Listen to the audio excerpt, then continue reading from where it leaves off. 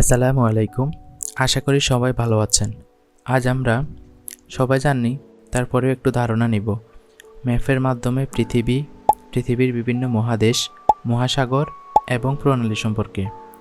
পৃথিবী সৌরজগতের 8টি গ্রহের মধ্যে একটি গ্রহ, যা প্রতিনিয়ত সূর্যকে প্রদক্ষিণ করে।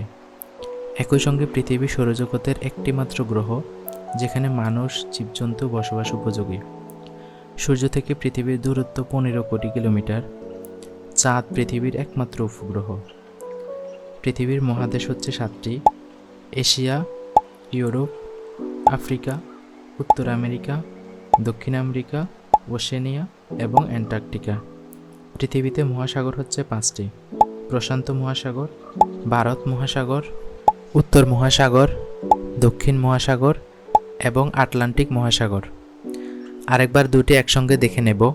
পৃথিবীতে মহাদেশ হচ্ছে 7টি: এশিয়া, ইউরোপ, আফ্রিকা, উত্তর আমেরিকা, দক্ষিণ আমেরিকা, ওশেনিয়া এবং অ্যান্টার্কটিকা।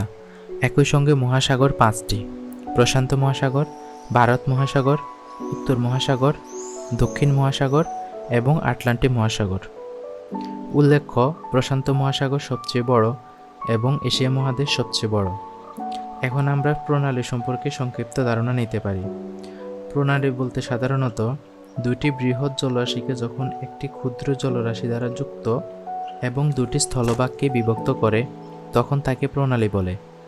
সাধারণত পরীক্ষায় যে সকল প্রণালী এসে থাকে তার মধ্যে গুরুত্বপূর্ণ প্রণালীগুলো হলো বেরিং প্রণালী, বসফরাস প্রণালী, বাব এল মানদেব প্রণালী, জিব্রাল্টার প্রণালী, ফক প্রণালী, মালাক্কা প্রণালী, হরমুজ প্রণালী, ফরমোজা প্রণালী এবং সুয়েজ খাল, পানামা খাল, ডোমার প্রণালীও পরীক্ষায় এসে থাকে।